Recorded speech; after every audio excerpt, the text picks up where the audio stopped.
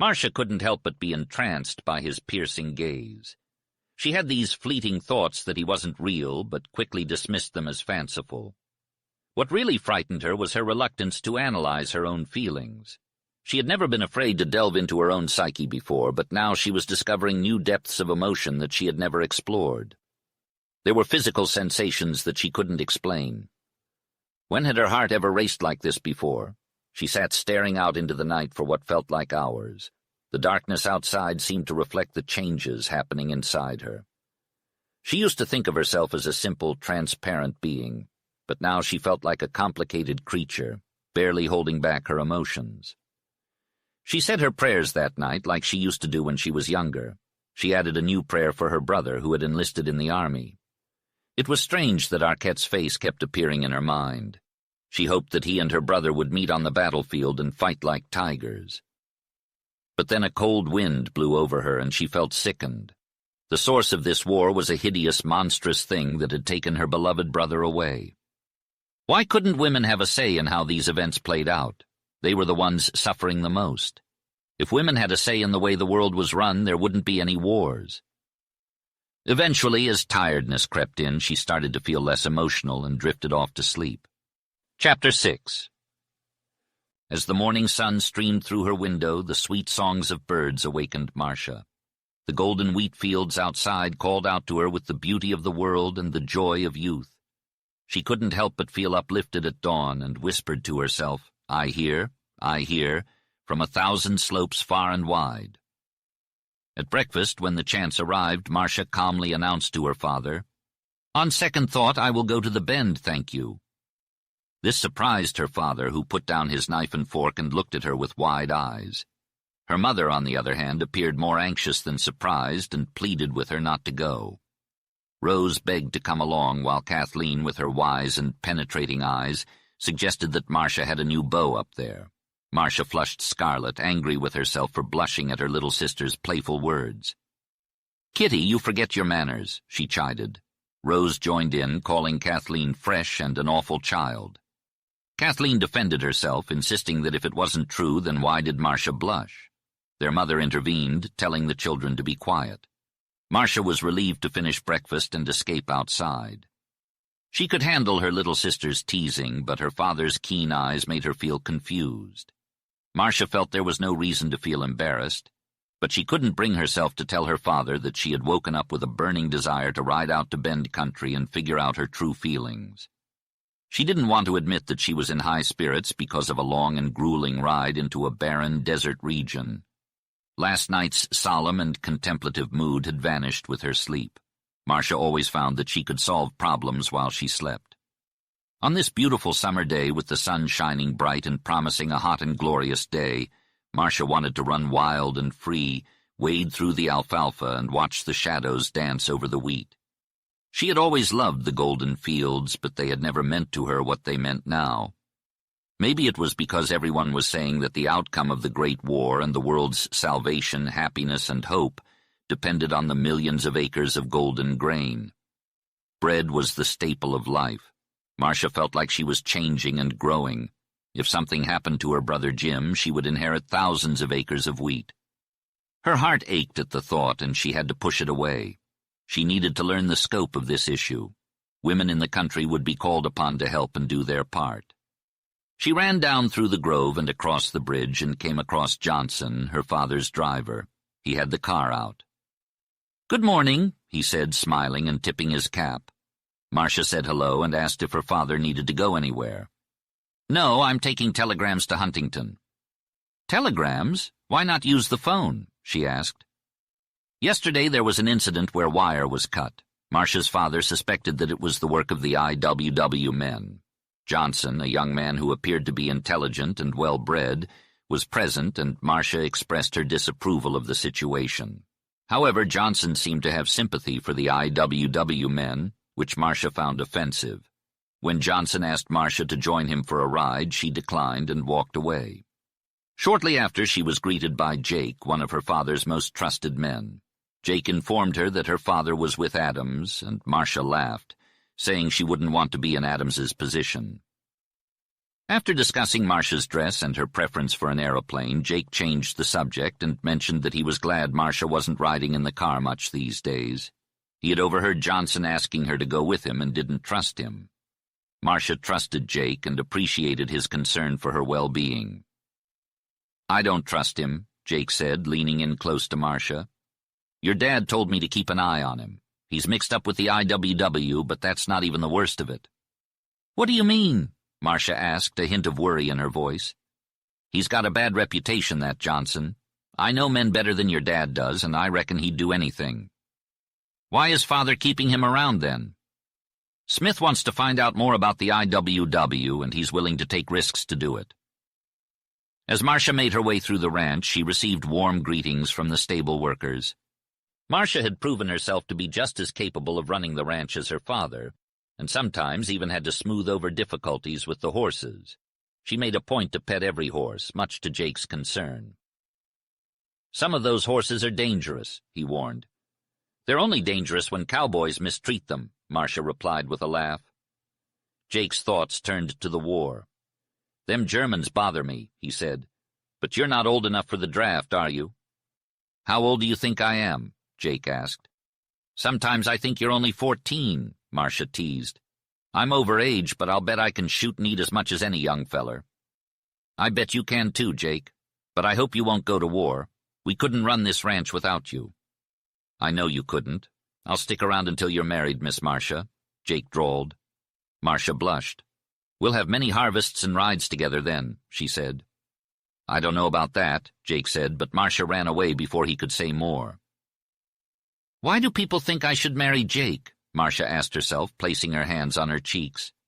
There was something different about her, but she couldn't quite put her finger on it. Her eyes were as bright as the sky on a sunny day, with its deep blue and white clouds and shining green and golden fields. Anyone could interpret it as they pleased and torment her with it. "But get married, not me. Do I want a husband who might get shot?" Marcia walked along a path that led through a vast peach and apple orchard. The trees were planted far apart, and the soil was cultivated so that there wasn't a weed or a blade of grass in sight. The scent of fruit in the air came from the older orchards, where the trees were thick and abundant. Eventually, Marcia reached the alfalfa fields, and she couldn't help but run and roll around in the newly cut hay that smelled so fresh and sweet. 2 wagons with 4 horses each were being loaded, and Marcia recognized all the workers except one. Silas Warner, an old gray-headed farmer, had been with her father for as long as she could remember. "Where are you going, young lady?" Silas asked, pausing to wipe his red face with a huge bandana. "It's too hot to be running around like that." "Oh, Silas, it's a beautiful morning," Marcia exclaimed. "Why, so it is. Pitching hay here made me forget," he replied as she skipped away. "Now don't go up to the wheat fields." But Marcia paid him no attention and ran until she reached the uncut alfalfa, which slowed her down. A vast expanse of green and purple stretched out before her, and she waded into it. The alfalfa came up to her knees, and it was rich, thick, soft, and fragrant with blossoms and ripeness. It quickly became difficult to walk in. As she trudged through the tangled hay, Marcia felt the heat rise in her cheeks and her breath grow short. Her legs ached from the effort of making her way through the field, but she pressed on, determined to reach the other side. Finally, she was far enough away from the cutters to collapse onto the ground, rolling and stretching out flat on her back. Looking up at the deep blue sky, she wondered what secrets it held. She buried her face in the sweet-smelling hay, whispering to herself, "I wonder how I'll feel when I see him again. Oh, I wonder." But the sound of her own voice, the question she had asked, betrayed her composure. She tried to hide from the sky's watchful gaze, burrowing deeper into the hay, but she could not escape the strange sensations coursing through her body. Her heart raced, and she felt a warmth spreading through her limbs. Marcia gave up trying to understand what was happening and simply let herself feel. Eventually she rose to her feet and continued on through the next field, a gentle slope covered in light green alfalfa. At the bottom of the slope, a clear musical brook ran by, flanked by banks covered in wildflowers. Birds sang from hidden places, and Marcia could hear the clear notes of a quail and the trilling song of a lark. She waded across the brook, feeling the cool water rush over her feet, and climbed up onto a small knoll to dry them in the sun. Despite the heat, she found the shade pleasant and the air fresh. From where Marcia stood, she had a stunning view of the alfalfa fields, the hill where the beautiful white and red house sat, the vast expanse of gardens and orchards.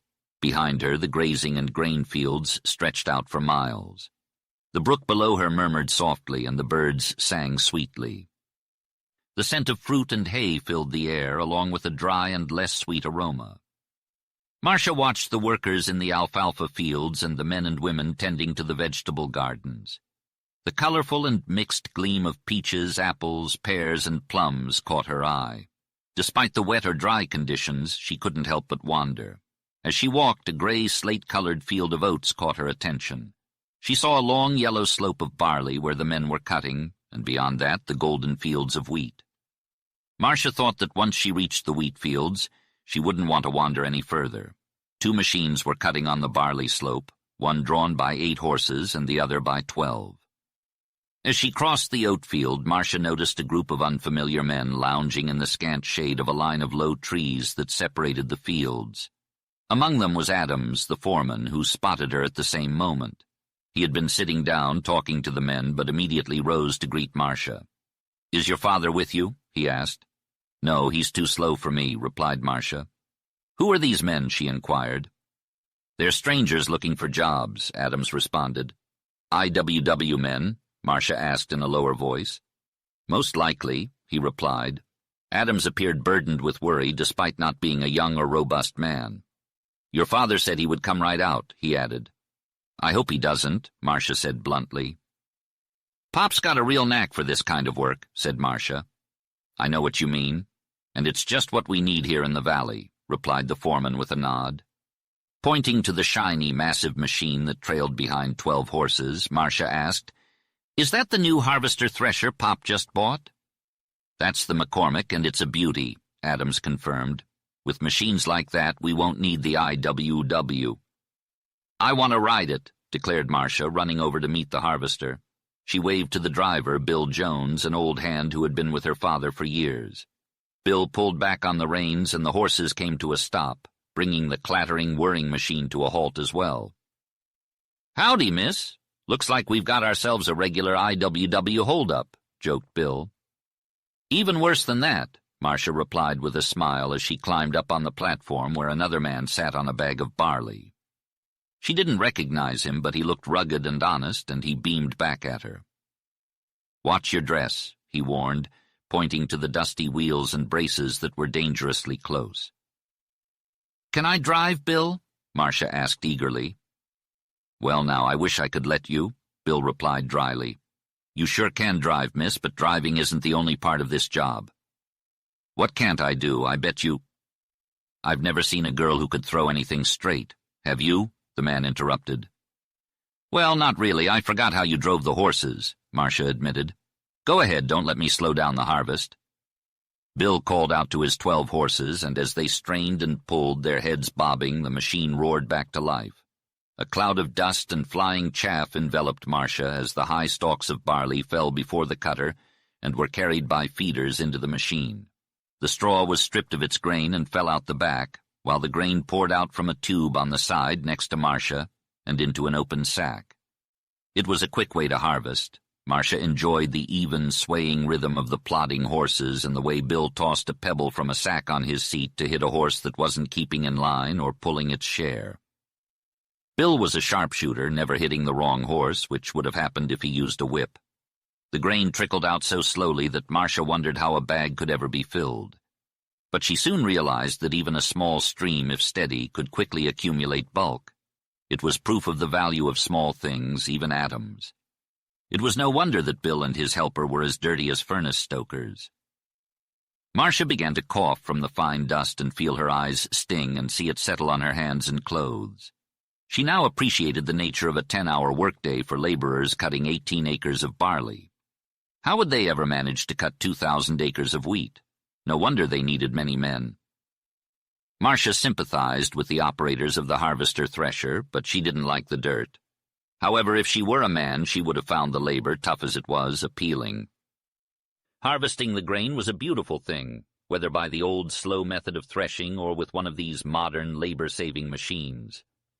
She hopped off, and the huge, ponderous machine, almost seeming to have intelligence, rolled on with its whirring roar, dragging its cloud of dust and leaving behind a mess of straw. It turned out that Adams had walked along with the machine, and he now spoke to her. "Will you be waiting here until your father arrives?" he asked. "No, Mr. Adams." "Why are you asking?" Marcia questioned the foreman, who had approached her as she walked through the wheat field. "I can handle myself, and I'm just waiting for my father." The foreman shook his head, his face etched with concern. "You shouldn't be out here alone, miss. There are some rough characters around here during harvest time." Marcia thanked him for his concern, but assured him that she would not wander too far from sight. She continued on her way, taking in the beauty of the wheat as it swayed in the wind. As she waited for her father, she sat down in the grass and watched as the goldenrod nodded in the breeze. She couldn't help but feel a sense of jealousy towards anything that could compare to the beauty of the wheat. And then she realized that her admiration for it had been amplified by a growing feeling for young Arquette, who was passionate about the crop. "I can't deny it any more," she whispered to herself. "I'm thinking of him." But she couldn't predict how she would feel when she saw him again. Doubt began to creep in, and she started to question her own feelings. She, who had always been so certain of her motives and content with the status quo, had been struck by an absurd idea that haunted her because she fiercely rejected and scorned it. However, what if it were true? Her mind was blank until she was awakened by the sound of hooves and her father's cheerful greeting. Smith dismounted and sat down heavily beside her, throwing his bridle to the side. "You can ride back home," he said. Marcia knew she had been reprimanded for wandering out there, and she made a move to get up. Her father's big hand held her down. "No rush now that I'm here. Beautiful day, isn't it? And I see the barley is doing well. Those sacks look great to me." Marcia waited with some anxiety. She had a guilty conscience and feared he would question her about her sudden change of mind about the Bend trip. So she couldn't look up and couldn't say anything.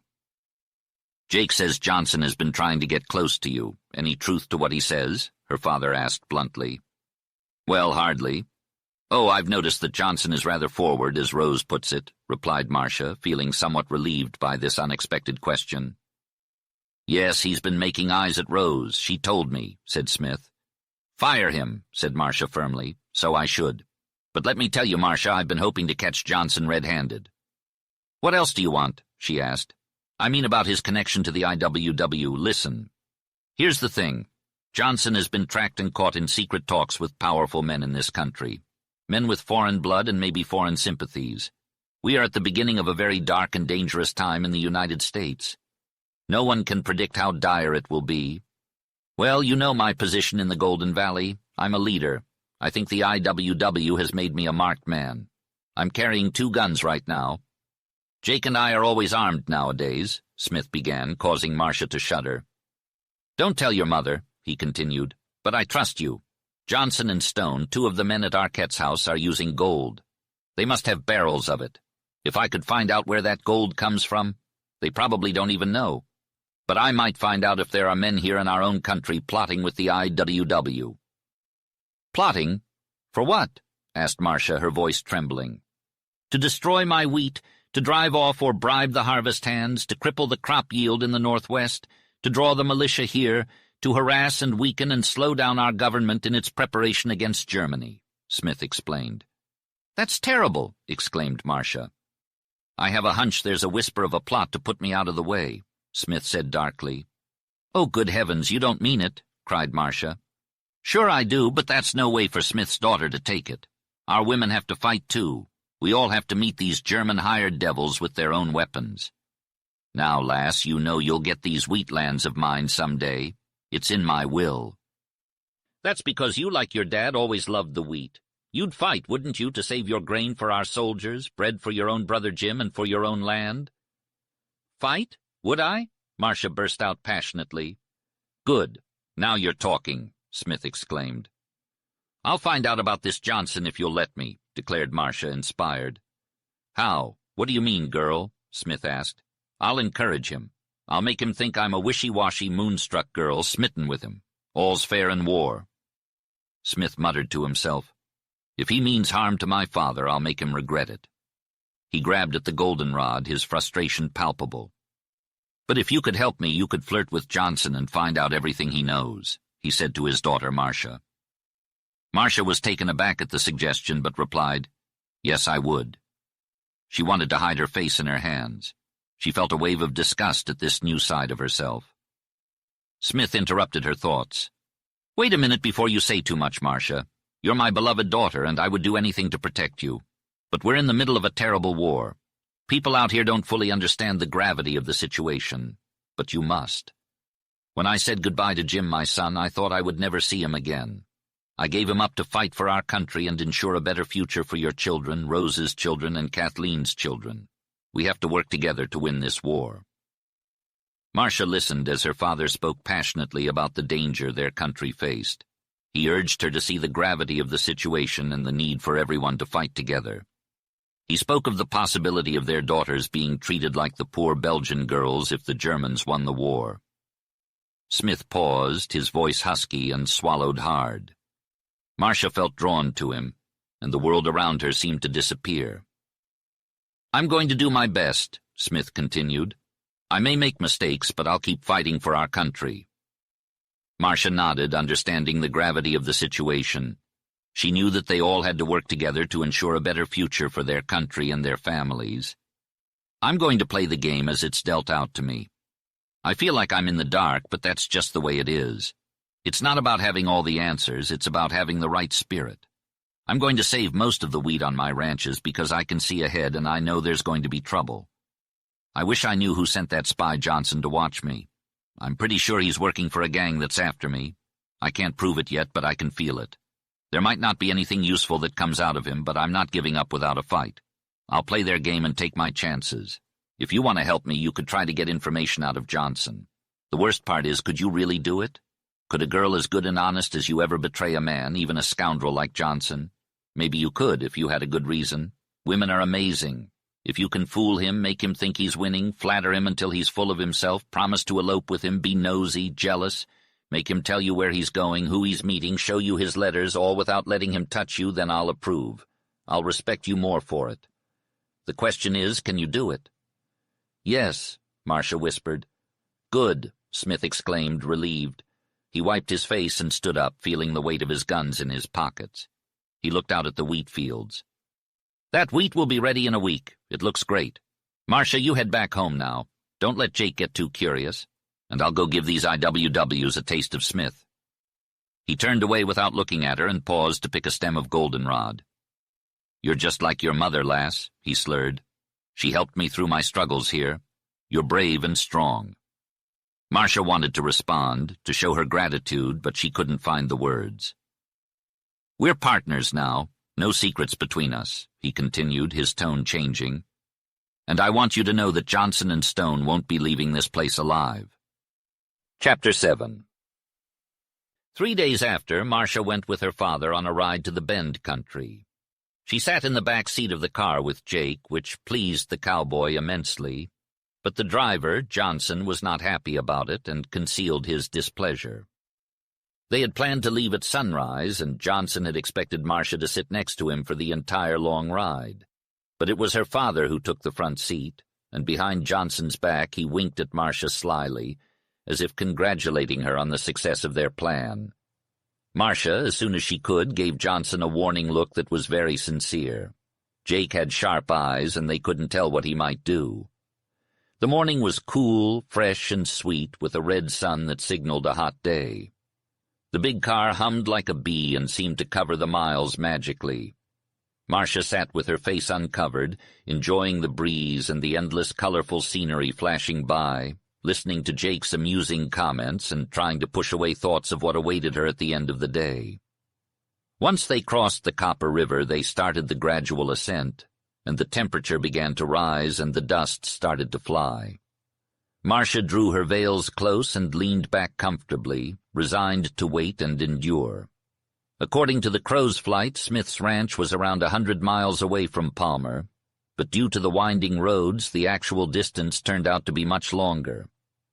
Marcia was well aware of this fact when they reached the desert. and as time passed, she felt suffocated. For hours no one spoke, and the only sound that filled her ears was the hum and creak of the machine. She couldn't see anything through her veils and only parted them when they stopped at Palmer. Her father got out of the car, coughing and shaking the dust off his long linen coat. Jake, who claimed to thrive on dust and heat, said that it wasn't a fine day. Marcia peered outside, gasping for fresh air, while Johnson tended to the hot engine. The small country town looked abandoned, buried under layers of dust. There was no one in sight, and the sky looked like molten lead, with a blazing center that was too bright to look at directly. Smith and Jake headed to the nearest hotel to get some refreshments, but Marcia chose to stay back, wanting only a cool drink. As soon as the two men were out of sight, Johnson turned to Marcia, his eyes dark and hungry. "This is our chance," he whispered eagerly. "Chance for what?" Marcia asked, taken aback. "To run off," he replied in a husky voice. Marcia had been clever enough to execute her plan, and within 3 days Johnson had started pleading with her to elope. However, she knew little about him except that his real name was Thompson. He was a socialist and had plenty of money from mysterious sources. Marcia couldn't help but hide her face in mock distress, although in reality she felt like laughing. These past few days had taught her a new emotion: hatred. "Oh, no, no," she murmured. "I can't think of that yet." "But why not?" he demanded, his voice rising. His gloved hand clenched around the tool he held. "My mother has been so unhappy with my brother Jim off to war. I just couldn't now. Harry, you must give me time. It's all so sudden. Please wait." Johnson seemed torn between two emotions, and Marcia watched him from behind her veil. She was surprised to find that along with her disgust and shame at the role she was playing, there was also a strong interest in it. She had sensed his secret antagonism towards her father, and although she couldn't prove it, she saw it in his overbearing attitude and assumptions of being her master. At first Marcia feared him, but as she grew to hate him, she lost her fear. She had never been alone with him except in situations like this, and she had decided she wouldn't be. "Wait," he protested, "but it's going to get hot for me." "Oh, what do you mean?" she asked, scared. "Marcia, the IWW will have a tough time in this wheat country. I belong to them. But the union is running differently this summer, and I have work to do that I don't like, especially since I fell in love with you. Come, run away with me and I'll give it up." Marcia trembled at this admission. She felt like she was close to discovering something more. "Harry, you talk so wildly," she exclaimed. "I barely know you. You scare me with your mysterious talk." "Show me some consideration," Johnson said as he leaned into the car. His eyes gleamed behind his large goggles, and he firmly gripped her arm with his gloved hand. "This has to be sudden. You have to trust me." "I will trust you, but you have to confide in me," she replied earnestly. "I'm not a complete fool. You're rushing me too much." Suddenly he released her and threw up his hand before quickly stepping back to the front of the car. Jake stood in the doorway of the hotel, watching Johnson's actions. Smith appeared, followed by a boy carrying a glass of water for Marcia. They walked towards the car, with Jake trailing behind, his curious gaze fixed on Johnson. "Go get a bite to eat and a drink," Smith instructed the driver. "And hurry." Johnson obeyed, and Jake's eyes never left him until he entered the door. Then Jake stepped in beside Marcia. "At least the water's wet," he drawled. "We'll get a good cold drink at Arquette's," Smith added. "How are you holding up, lass?" "I'm doing fine," she replied, smiling. "I can see that," Jake added significantly, piercing her with a glance. Marcia realized that she had to confide in Jake or risk having violence done to Johnson. She nodded wisely at the cowboy and winked mischievously. Taking advantage of Smith's entrance into the car, she whispered in Jake's ear, "I'm finding out things. I'll tell you later." The cowboy didn't seem convinced, and he looked at Johnson with narrowed eyes as the latter hurried back to the car. With a lurch and a leap, the car left Palmer behind in a cloud of dust. The air was furnace-hot, oppressive, and exceedingly dry. Marcia's lips smarted, and she continually moistened them. Dreary, parched wheat fields stretched out on all sides. Smith shook his head sadly, and Jake said, "Isn't that too bad?" Marcia looked at the immature wheat nearby and realized it was ruined. Smith confirmed her fears, saying that most of it won't be cut and what is cut won't yield seedlings. Marcia mentioned Arquette's section, which had promised well, but her father reminded her that it was only in case of rain. As they rode on, they saw storm clouds in the distance and a thunderhead which Jake thought looked good. Marcia bore the hot wind and dust without covering her face, wanting to see the vast expanse of wheat fields. She felt a sense of strength and thoughtfulness as she realized the tragedy if the fields were indeed ruined, not just for young Arquette, but for many other farmers. Smith pointed out a half-section of fair wheat on a slope, but such fields were few and far between in miles of dreary hills. Marcia wondered where the beautiful shadows in the wheat had gone. The fields were still and quiet, not even a whisper of wind to stir the crops. As they drove up a hill, Marcia caught a glimpse of another car passing ahead, leaving a trail of dust in its wake. Suddenly, Jake leaned forward and spoke up. "Boss, I seen something throwed out of that car into the wheat," he said. "What? Maybe it was a bottle," replied Smith, squinting ahead. "Nope, it wasn't that. There, I seen it again. Watch, boss." Marcia strained her eyes, feeling a flutter in her chest. Jake's tone was alarming. Was it odd that Johnson slowed down where there was no apparent need? Then Marcia saw a hand reach out from the car ahead and toss a small, glinting object into the wheat. "There, seen it again," said Jake. "I saw. Jake, mark that spot. Johnson, slow down," yelled Smith. Marcia sensed that something was wrong from the looks on her father and the cowboy, but she couldn't fathom what it could be. Johnson drove on sullenly. "I reckon it's about here," said Jake, pointing. "Stop her," ordered Smith, and as the car came to a halt, he and Jake got out. "Well, I marked it by that rock," declared Jake. "So did I," replied Smith. "Let's hop over the fence and find out what they threw in there." Jake easily hopped over the fence and searched around in the wheat. Smith, on the other hand, struggled to climb over the barbed wire fence. Marcia was impressed by his determination despite his obvious dislike for wire fences.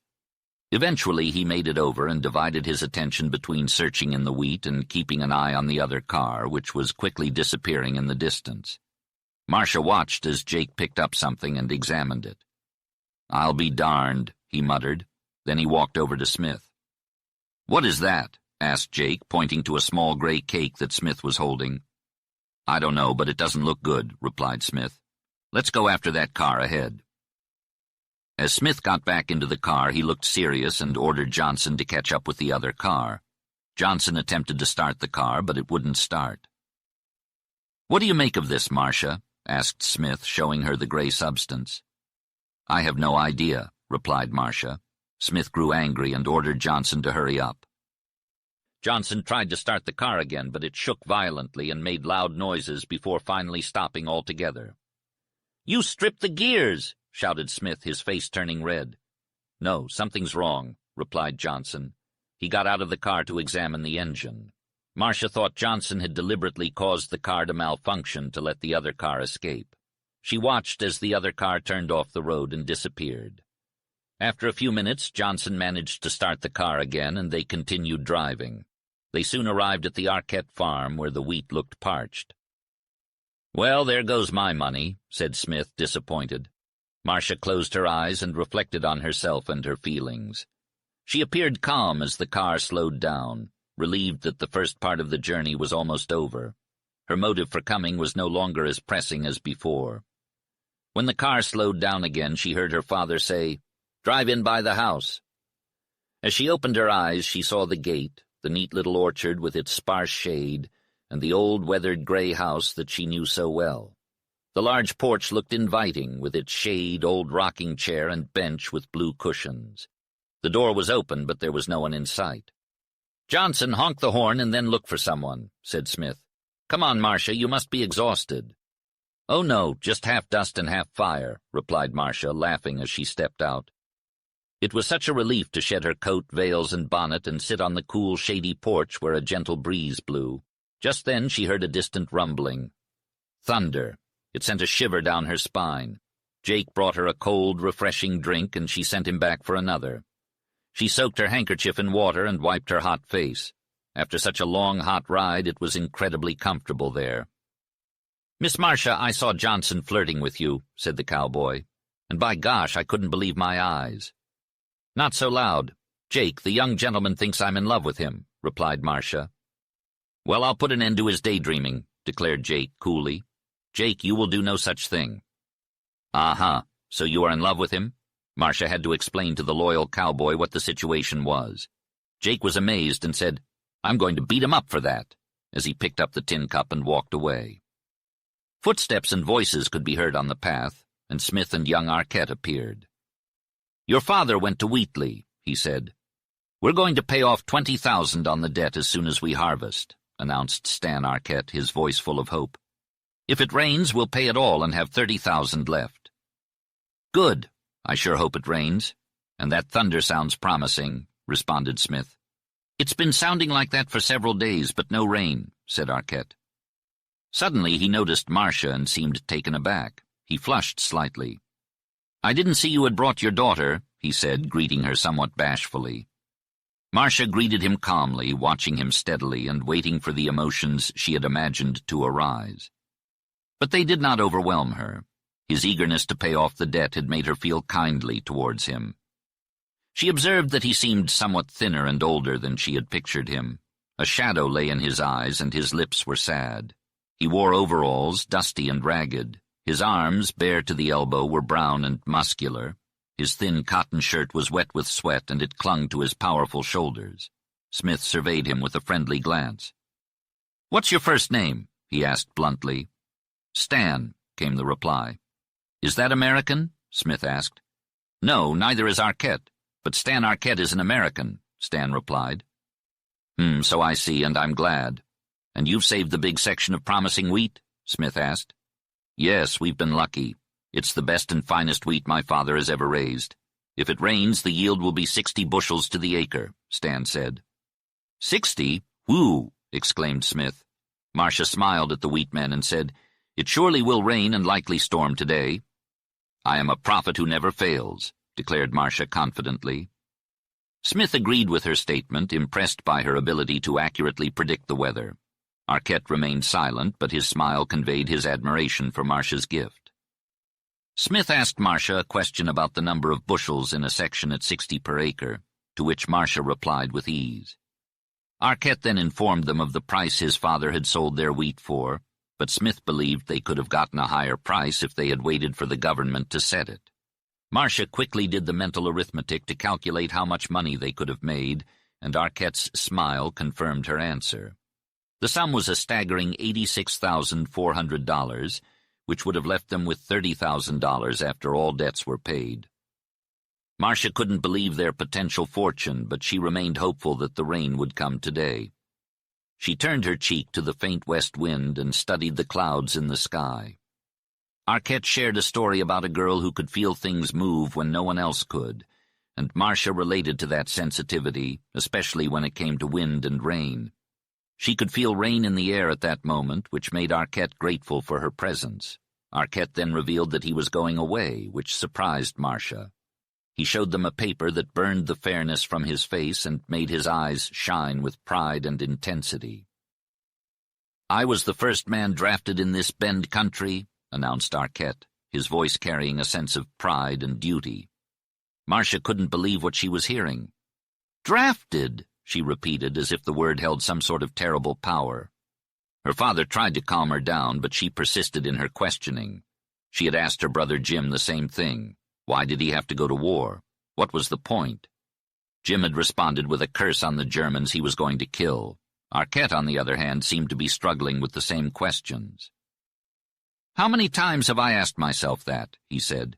"In one way, I don't know. I'm going for my country, for you and your sisters." In that moment, Marcia realized she was in love with him.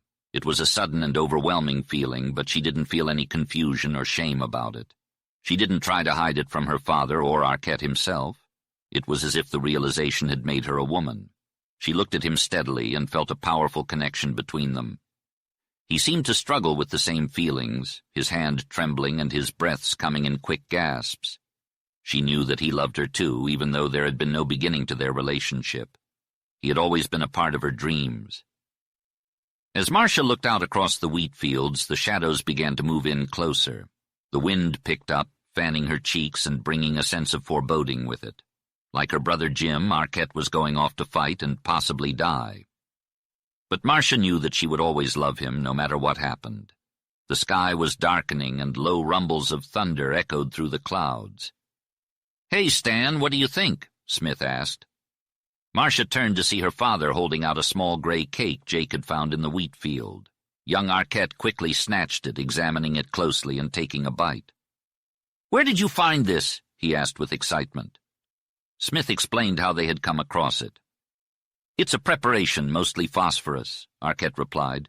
"When the moisture evaporates, it will ignite and set fire to any dry substance. This is a trick of the IWW to burn the wheat fields." "By all that's holy," swore Smith, his jaw clenched.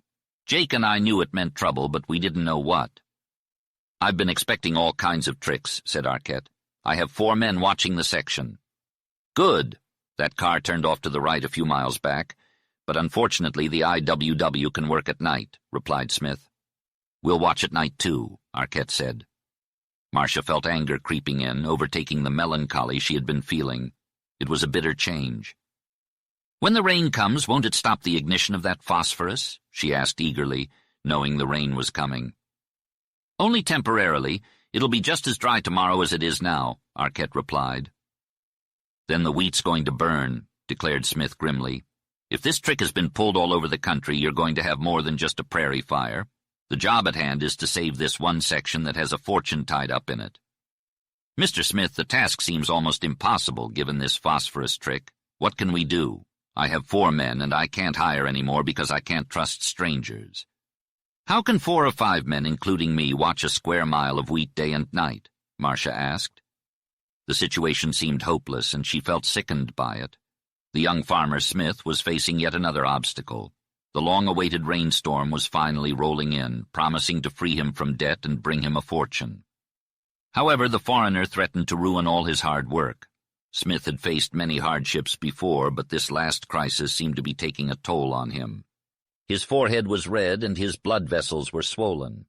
Marcia, a friend, tried to encourage him, reminding him that as long as there was life, there was hope. Smith had let himself believe too much for his father's sake, and he no longer cared about the money for himself. He only wanted to harvest the wheat, but it seemed impossible now.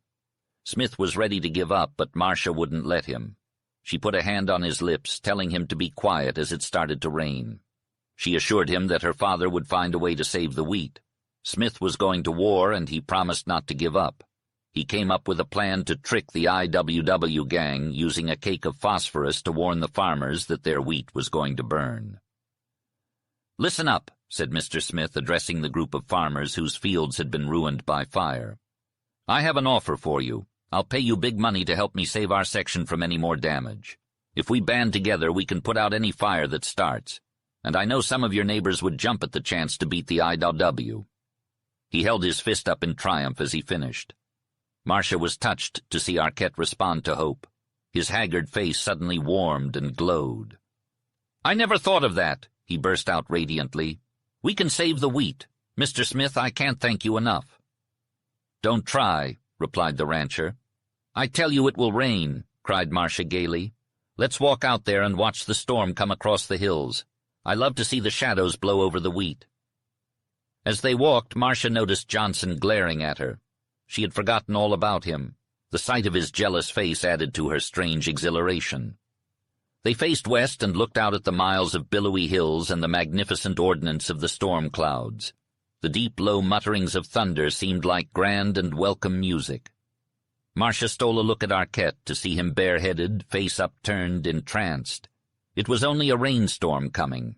Down in the valley country such storms were frequent at this season, too common for their meaning to be appreciated. Here in the desert of wheat, rain was a blessing, life itself. The creamy white, rounded edge of the approaching clouds came and coalesced, spread and mushroomed. Under them the body of the storm was purple, lit now and then by a flash of lightning. Long, drifting veils of rain, gray as thin fog, hung suspended between sky and earth. "Listen!" exclaimed Arquette. The warm wind blew across Marcia's face, carrying the dry scent of wheat with it and causing her hair to flutter. The rustling of the bearded grains sounded like a soft whisper, and it filled Marcia with a sense of hope and anticipation. She watched as the waves of shadow rolled over the wheat field, their movement like ripples on a golden lake. The cloud pageant continued above her, and Marcia felt a sweet drop of rain on her face as if it were a gentle caress.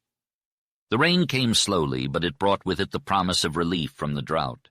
The sound of the sweeping wheat was drowned out by the pattering of raindrops, and the damp, faint smell of dust mixed with the fresh fragrance of the renewed soil. Marcia stood her ground until the raindrops fell thick and fast, soaking through her thin waist and thrilling her flesh. Then she ran for the porch where her two companions were waiting for her. Smith was puffing and smiling, thrilled by the much-needed rain. Arquette, however, wore a rapt expression, as if he were in the presence of something sacred. Marcia smiled at him, feeling a deeper connection to him and to nature. The rain roared on the roof, and everything around them was streaked with gray. Smith exclaimed that this was the $30,000 rain they had been waiting for, but Arquette didn't hear him. Marcia knew that he was lost in his own thoughts and that he had been touched by the beauty and power of the storm. From that day forward, Marcia would always have a reverence for rain and for the way it could transform the world around her. As she looked on, the rainwater appeared to seep into the parched ground, a welcome respite for the dry soil. The deafening thunder gradually faded into the distance, and the storm dissipated. The wispy clouds that trailed behind the storm quickly dissipated from the western horizon, now cleansed by the rain and painted blue. A magnificent rainbow arched down and blended its beautiful colors into the golden wheat fields. Chapter 8. The journey back home was vastly different from the one Marcia took to get to her destination. She no longer felt uncertain or fearful, but rather had a solemn outlook on life. As Arquette bid her farewell, his warm and tight grasp left an impression on her. She knew they would meet again, but for now they had to part ways. Despite her deep thoughts, she did not feel unhappy. She had given much and now felt the return was growing with every moment she lived. The storm had settled the dust on the road for miles, but beyond Palmer the road gradually grew dry again. Although dust rose once more, Marcia was too preoccupied with her thoughts to be affected by it. Time flew by as they journeyed home, and she only realized it was dark when she closed her eyes. Stops were frequent after crossing the Copper River, and her father questioned many people in the towns they passed, mostly about the IWU. Even the excited whispering by her father and Jake failed to interest her. Finally, they arrived at Many Waters at midnight, and Marcia felt the fatigue set in. As she was about to step out of the vehicle, Johnson pushed Jake aside and assisted her. He gave her arm a tight squeeze and whispered fiercely in her ear, "Tomorrow." The meaning behind his words sent shivers down Marcia's spine. She tried to play it cool and walked away without giving any indication of her feelings. Jake was whispering to Smith about strangers sneaking off in the dark. "Keep your eyes peeled," replied Smith. "I'll take Marcia up to the house and come back." The path through the grove was pitch black, and Marcia had to hold on to her father for support. "Is there any danger?" she whispered. "We're on the lookout for anything," replied Smith slowly. "Will you be careful?" "Of course, lass. I won't take any unnecessary risks. I have men watching the house and ranch, but I better call the cowboys down. Jake spotted some prowling coyotes the minute we reached home." Smith unlocked the door and turned on the electric light. The hall was dark and quiet. Marcia removed her veil, looking pale and exhausted. "You look tired," said Smith, concerned. "No wonder, that was quite a ride, but I'm glad we went. We saved Arquette's wheat." "I'm glad too, Father. Good night." He said his good nights and left, locking the door behind him. Marcia climbed the stairs wearily and went straight to bed. Kathleen woke Marcia up from a deep slumber and asked if she had brought her anything. "Yes, a new sister," replied Marcia, still half asleep. Kathleen's eyes widened in surprise. "Where?" Marcia pointed to her heart. "Here." Kathleen found it amusing. "You look funny. Get up, Lenore. Did you hear the shooting last night?" Marcia sat up immediately and asked, "No, was there any?" "You bet, but I don't know what it was all about." Marcia shook off her drowsiness and got ready for breakfast. Her father and Rose were already at the table. "Hello, Big Eyes," he greeted her. Rose, not one to be outdone, greeted Marcia with a cheerful, "Hello, sleepyhead." Marcia responded with less enthusiasm than usual, and she felt the need to explain the wideness of her eyes. Her father didn't seem worried, but it was common for him to hide his stress. Marcia ate her breakfast in silence until Rose left the room. She then asked her father if there had been any shooting. "Sure," he replied with a smile. "Jake let loose on some prowling men last night. You should have heard them run. One even fell into the brook and made more noise than a drowning horse. We couldn't catch them in the dark, but we found some blood this morning." Marcia asked if Jake had shot to scare them. "Not at all," her father responded. "He stung one of those IWW guys. We heard him cry out." Marcia wondered what the night visitors wanted. "No telling," her father said. "Jake thinks one of them looked like the man Johnson has been meeting. We're not taking any more chances on Johnson. I'm going to Vale and then to Huntington with him today, and you can come along. It'll be your last chance to pump him for information. Have you found out anything?" Marcia told her father what she had learned from the driver. Her father's face turned red with anger. "That's not much help," he said, "but it shows him for who he really is. So his real name is Thompson? What a fine American name. That man's a spy and a plotter, and before he's another day older, I'm going to corner him. I can't hold Jake back any longer." Marcia was further alarmed when her father spoke to Johnson in a cool, careless tone as they got into the car. It made her shiver. She had heard stories of her father's early career among tough men. Jake was there, dry and caustic, with sharp, quiet eyes that any cunning man would fear. But Johnson seemed to be lost in thought. Marcia took the front seat in the car next to the driver. He unconsciously responded to her action. "Jake, aren't you coming?" she asked the cowboy. "Well, I reckon it'll be mighty dull for you without me. Nobody to talk to while your dad fools around. But I can't go. Me and the boys are going to hang some IWWs this morning, and I can't miss that fun." Jake drawled his speech and laughed lazily as he ended it. He was just bragging as usual, but his sharp eyes were on Johnson, and it was certain that Johnson turned pale. Marcia had no reply. Her father appeared to lose patience with Jake, but after a moment's hesitation decided not to voice it.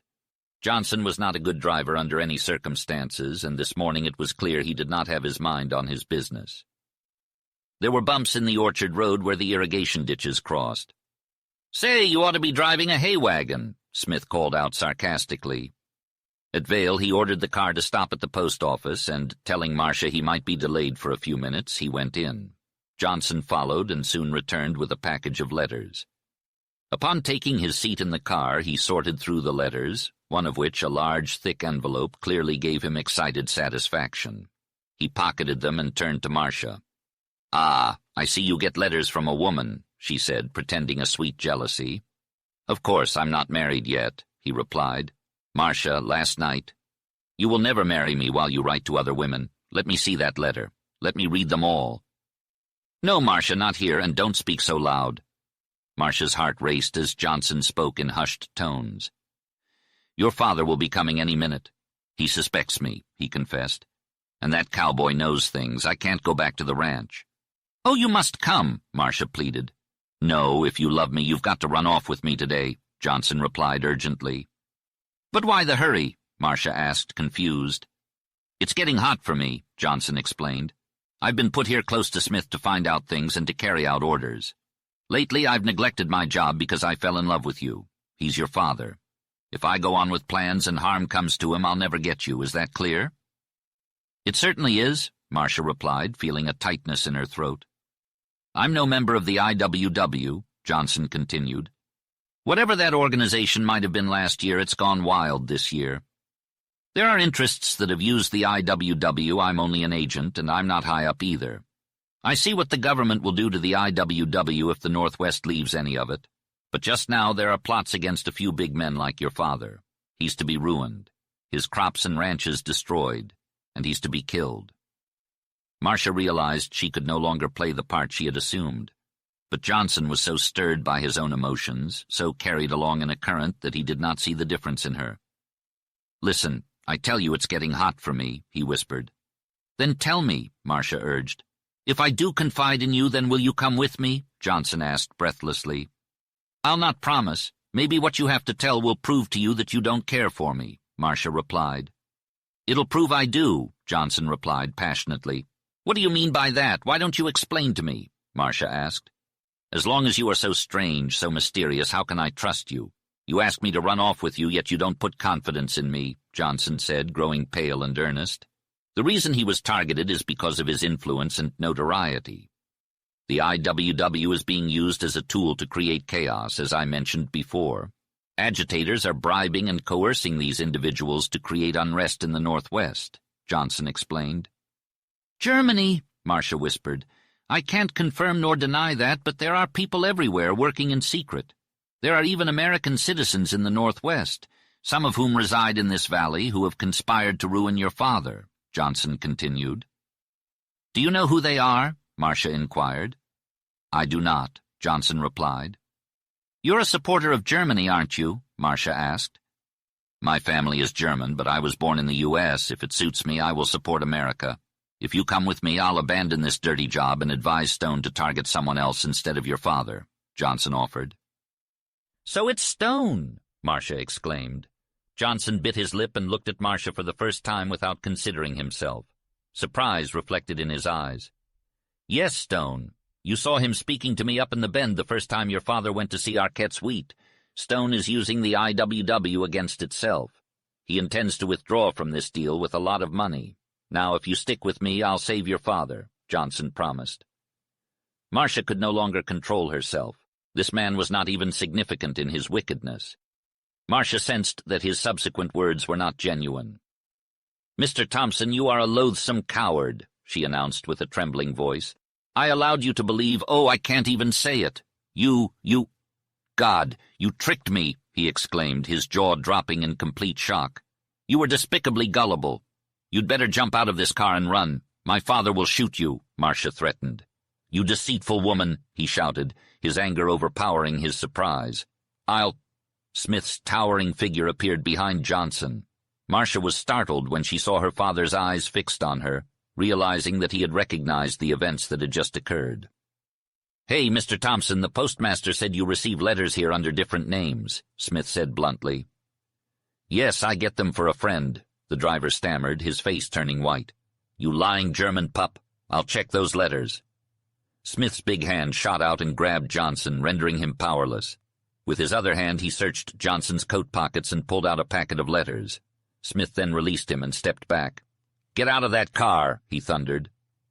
Johnson made a slow movement as if to comply, but then suddenly hit the gas. The car jerked forward, and Smith leaped to grab onto the car door and Johnson. He almost succeeded in pulling the driver out of his seat, but Johnson held on desperately.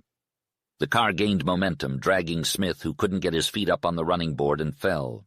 Marcia screamed and frantically tried to open the car door. Johnson struck her and pulled her back into the seat, where she struggled until the car sped up, making it impossible for her to jump out. Stay put or you'll kill yourself, Johnson shouted hoarsely. Marcia fell back, almost fainting, realizing the gravity of the situation. Chapter 9.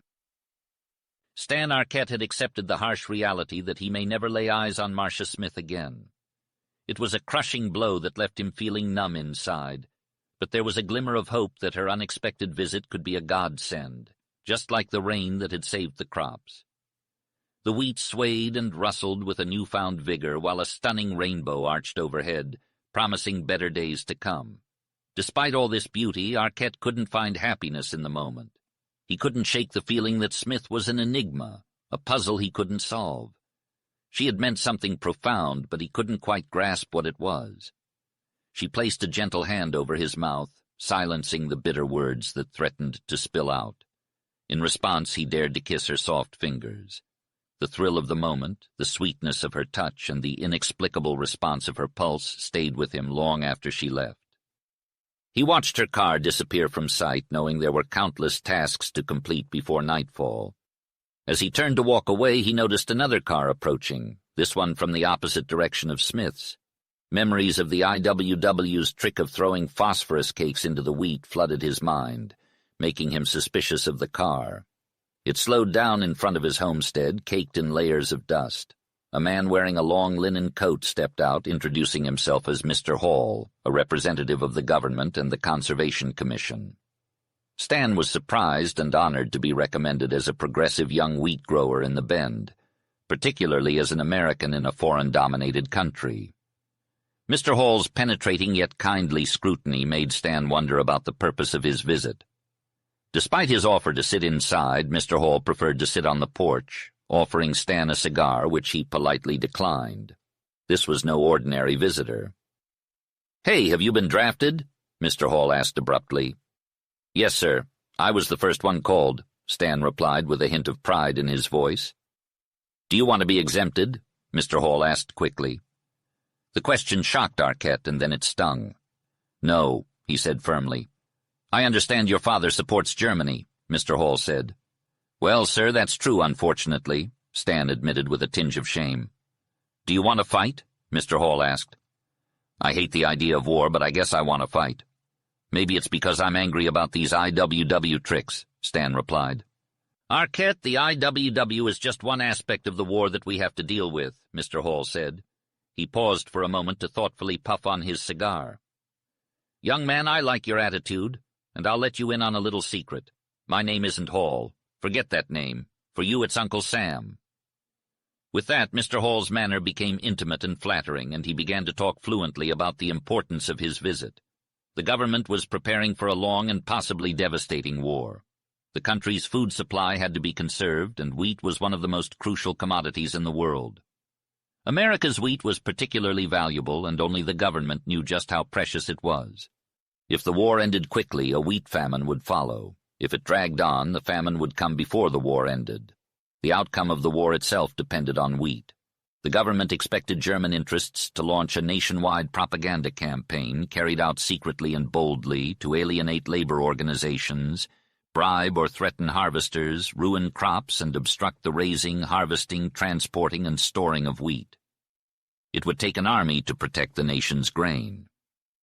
The official approached Arquette, urging him to investigate his district and determine who was loyal to the United States and who was not. He also emphasized the importance of increasing wheat cultivation. Stan agreed to take on the task and vowed to do his best. The official expressed his disappointment with the current state of wheat production in the area, but he remained hopeful for next year.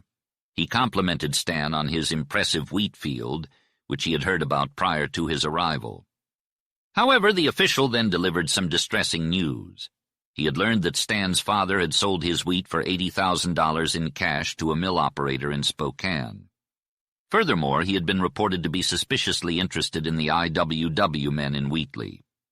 Stan was shocked and devastated by the news. He asked how the official had learned of this, to which the official explained that he had received the information accidentally while investigating the IWW. Stan tried to defend his father, explaining that he had not been rational since the president declared war.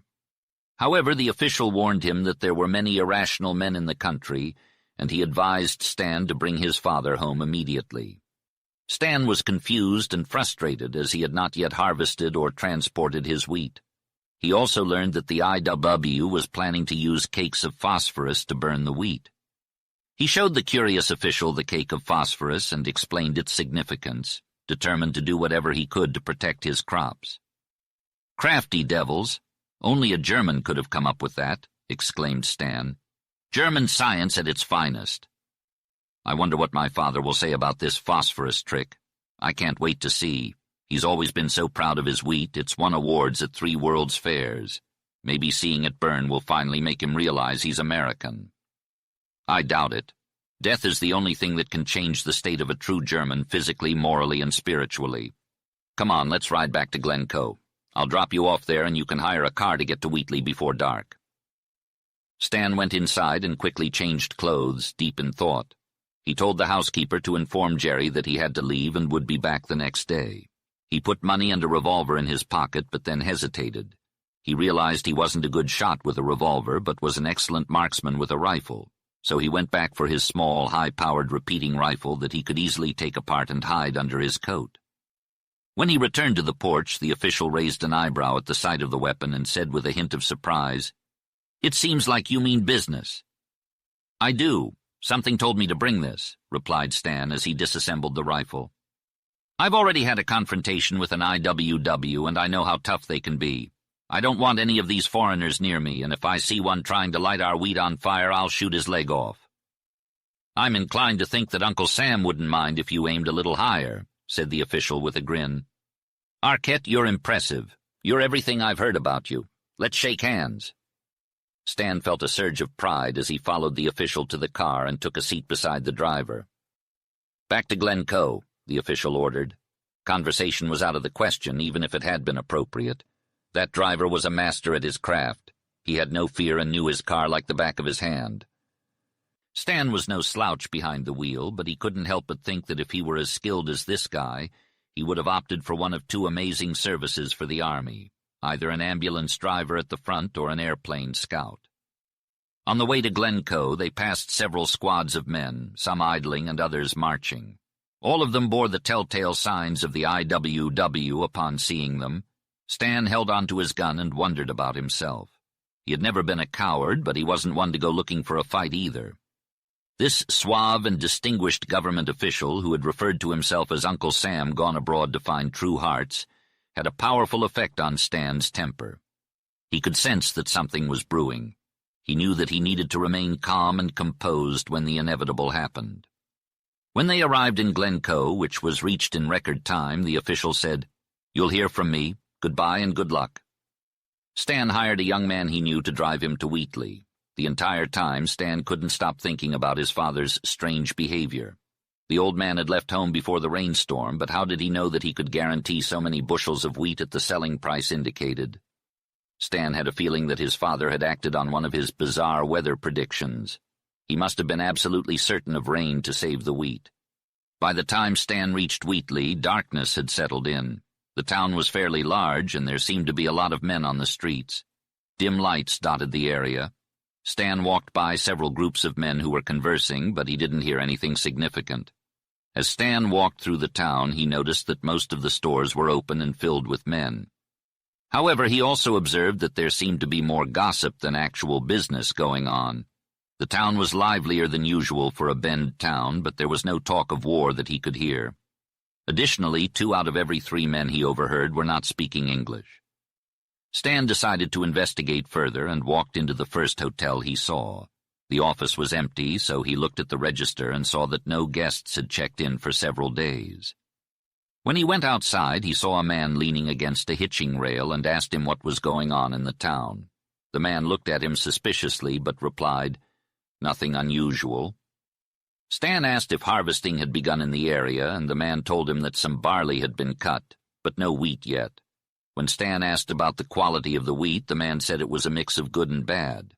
Stan then asked if the town was a headquarters for the IWW, but the man said no, although there was a big camp of IWWs nearby. The man also accused Stan of being a union member because of the gun he had under his coat. Stan denied being part of the IWW and asked if the man was going to hire any IWW members. The man replied that he was only a farmhand and wouldn't join the IWW. Stan took a moment to explain why it was wise for any farmhand to avoid the labor organization before leaving. He then walked across the street to a larger, more upscale hotel. The proprietor, a German who spoke English, asked him if he needed a room. "I'm not sure," Stan replied. "Can I take a look at the register?" The man at the desk pushed the book towards him. Stan searched through the pages but could not find the name he was looking for. "My father, Bert Arquette, is in town. Can you tell me where I can find him?" The man's demeanor changed instantly. "So you're young, Arquette," he said with a friendly smile. "I've heard of you. Yes, your old man is here. He made a big wheat deal today and is having his supper." Stan walked towards the indicated dining room and quickly spotted his father's shock of gray hair. He was in a deep conversation with a man who was just as large as he was. Stan hesitated for a moment before returning to the desk. "Who's the big man with my father?" he asked. The proprietor lowered his voice. "That's Newman from Triton, one of the biggest wheatmen in Washington." Stan repressed a whistle of surprise. Newman was Smith's only rival in the great fertile valley. What were Newman and Bert Arquette doing with their heads together? "I thought he was Newman," Stan said, feeling his way. "Is he in on the big deal with father?" "Which one?" the proprietor asked, taking Stan's measure with shrewd eyes. "You're in on both, of course." "Sure, I mean the wheat sale, not the IWW deal," Stan replied, hoping to uncover something. No sooner had the words left his mouth than he realized he was on the trail of something sinister. "Your father sold out to that Spokane miller. No, Newman is not in on that. I was surprised to hear father had sold the wheat. Was it speculation or guarantee? Old Bert guaranteed 60 bushels. There were friends of his here who advised against it. Did you have rain over there?" "Fine," Stan replied curtly. "We'll get over 60 bushels of wheat," said the farmer, a hint of satisfaction in his voice. "I'm sorry I couldn't get here sooner." "When it rained, you rushed over to boost the price." "Well, it's too late now," replied the proprietor. "Is Stone here?" asked Stan, taking a chance. "Don't talk so loud," warned the proprietor. "Yes, he just arrived in a car with 2 other men. He's having supper in his room upstairs." "Supper!" exclaimed Stan, trying to hide the excitement in his voice. "That reminds me, I'm hungry." He went into the dining room where it was dimly lit. As he walked in, he saw a shelf where he could leave his gun and hat. Several newspapers caught his eye, so he quickly slipped them under and around the gun before taking a seat at a nearby table. A German waitress approached him for his order, and he gave it while he looked around at his father and Newman. His ears were ringing with the sound of his own blood. His hand shook as he set it on the table. His thoughts were racing too fast for him to keep up. Something bad was happening, and Newman's presence made it worse. Stan had guessed twice, and both times he was right. He had no more illusions or hopes. His father had been won over by the IWW's arch-conspirator. Despite his father's stinginess with money, the $80,000 they had was in danger. Stan wondered how he could get his hands on it. If he could, he would return it to the bank and warn the Spokane buyer that the wheat was not safe. He might even convince his father to give the money to Smith. While he was thinking and planning, he kept an eye on his father and neglected his supper. As soon as Arquette and Newman stood up and left the dining room, Stan followed suit. His father was talking in hushed tones with the proprietor at the desk, and when Stan tapped him on the shoulder, he glared at him in surprise. "What are you doing here?" he grunted in German. "I needed to talk to you," replied Stan in English. "Did it rain?" his father asked in a hoarse voice. "The wheat is ready to be harvested if we can get to it," Stan answered. The sight of joy on his father's face made Stan feel uneasy. He didn't want to be the one to ruin it. "Come over here for a minute," he whispered, leading his father to a corner under a lamp. "I have bad news. Look at this." He showed him the block of phosphorus, making sure no one else could see it. In hushed tones, he explained what it meant. He expected his father to be surprised and angry, but he was wrong. "I already know about that," his father whispered hoarsely. "No one will throw it in my wheat." "How do you know that?" Stan asked, astonished. His father nodded his head sagely. He knew, but he didn't want to say. "Do you really think these IWW conspirators will spare your wheat?" Stan asked. "You're wrong. They might lie to your face, but they'll betray you. The IWW is backed by interests that want to embarrass the government." "What government?" his father asked. "Our government, the U.S. government." "That's not my government. The more it's embarrassed, the better it suits me," his father replied. In the heat of the moment, Stan had forgotten about his father's deep-seated and unchanging hatred. "But you're being stupid," he hissed passionately. "That government has protected you for 50 years. Arquette growled into his beard, and his eyes rolled like a pair of oxen. It was then that Stan realized how implacable and hopeless his father was, how utterly German. He begged his father to return the $80,000 to the bank until they were sure the wheat was harvested and taken to the railroad. "I can't sell my wheat," old Arquette stubbornly stated. "Then give me Smith's $30,000. I'll take it to him right away. We'll pay off our debt and be done with it," Stan suggested. "No need to rush," his father replied. "But there is a sense of urgency," Stan whispered, his anger rising. "Smith came to see you today. He wants his money. Newman owes a part of that debt. I'll pay him first. Smith can wait," old Arquette said. Stan wasn't surprised. He expected anything from his father, but he couldn't control his fury at how his father had succumbed to the influences that would destroy him. "Smith can't wait," Stan declared. "I've worked hard in those wheat fields. I have a right to demand Smith's money. He needs it. He has a huge harvest on his hands." Old Arquette shook his head in somber thought. His face and eyes seemed to hide something that Stan had seldom seen there, but always hated. It was an expression so old and out of place, something not of his time. "Smith is a capitalist," Bert Arquette said, deep in his beard. "He seeks control of farmers and wheat in the Northwest. He's gained ranch after ranch by taking up and foreclosing mortgages. He's against labor. He grinds down the poor. He cheated Newman out of 100,000 bushels of wheat. He bought up my debt. He meant to ruin me." "You're talking IWW nonsense," Stan whispered, struggling to control his emotions. "Smith is a great man, a developer of the Northwest. He's not our enemy. He's our friend. Oh, if only you could see with an American's eyes for just a minute. Father, I need that money for Smith."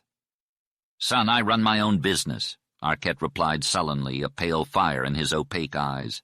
"You're a wild boy, unfaithful to your blood.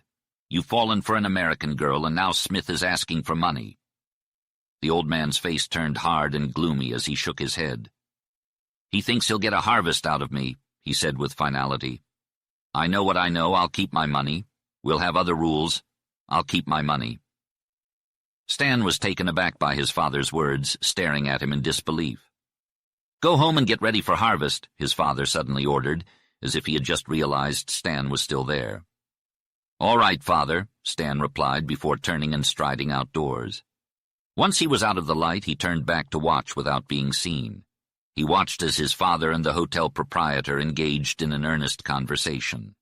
Newman had disappeared, and Stan saw a huge shadow of a man pass across a drawn blind in an upstairs room. Then he saw smaller shadows and arms raised in vehement gesticulation. The very shadows were sinister. Men passed in and out of the hotel. Once old Arquette came to the door and peered all around. Stan observed that there was a dark side entrance to this hotel. Eventually, Newman returned to the desk and said something to old Arquette, who shook his head emphatically.